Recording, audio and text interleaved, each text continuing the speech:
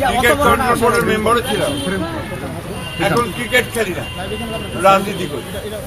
তো এই ক্রিকেটের ব্যাপারে আন্তর্জাতিক রাজনীতির প্রশ্ন জড়িত আছে, আমাদের দেশের সম্মান জড়িত আছে। নিঃসন্দেহে আমাদের একজন ক্রিকেটারকে অপমান করা হয়েছে, আমরা মনে করি এটা আমাদের দেশকে অপমান করা হয়েছে। সেক্ষেত্রে মনে করি সিদ্ধান্ত, সেই সিদ্ধান্তের সঙ্গে আমরা একমত, কিন্তু একই সঙ্গে আবার এটাও মনে করি ছোটখাটো বিষয়গুলো নিয়ে আমরা আলোচনার মধ্যেই সমাধান করাই হচ্ছে। বাড়ছে সহিংসতা, ঠিক আছে জায়গায় দেখা যাচ্ছে খুনের অস্ত্র উদ্ধারেরও কোনো খবর নাই।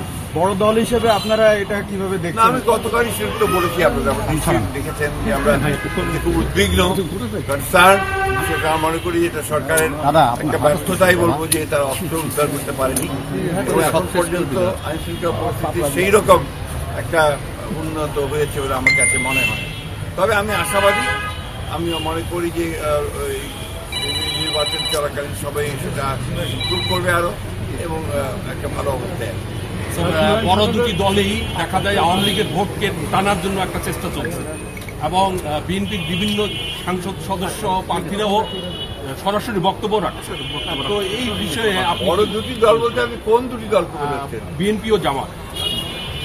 আমরা তো যাদের দেখে এসেছি বড় দুটি দল বলতে এটা বোঝানো হতো যে আওয়ামী লীগ, যেটা এখন আপনার হয়ে গেছে, নিষিদ্ধ হয়েছে। আমি আপনার মনে করি যে এটা সবার বেলা প্রযোজ্য না। আমরা জনগণের কাছে যাচ্ছি, পরীক্ষিত রাজনৈতিক দল বিএনপি। আপনার এই দেশে যা কিছু ভালো সব কিছু কিন্তু বিএনপির অর্জন, এবং যে সংস্কার আপনার একদলীয় গণতন্ত্র থেকে বহুদলীয় গণতন্ত্রে আসা, আপনার প্রেসিডেন্সিয়াল ফর্ম থেকে পার্লামেন্টারি ফর্মে আসা, মুক্ত আপনার সংবাদ পত্রের স্বাধীনতাকে নিশ্চিত করা, বিচার বিভাগের স্বাধীনতাকে নিশ্চিত করা, সবই বিএনপি করেছে, অতীতে করেছে। বিএনপি একটি দফার মধ্যে দিয়ে ওটাকে আরো নিশ্চিত করেছে এবং এখন যে সংস্কার কমিশনের মাধ্যমে গৃহীত হয়েছে তার সবই বিএনপির কমিশনের মধ্যে আছে, তার প্রস্তাবের মধ্যে আছে। সুতরাং আমরা মনে করি যে বিএনপি নিঃসন্দেহে সেলফ সাফিসিয়েন্ট একটি রাজনৈতিক দল, যে অতীতে এককভাবেই সরকার চালিয়েছে, সরকারে ছিল এবং সবচেয়ে ভালো কাজগুলো বিএনপি করতে সক্ষম হয়েছে।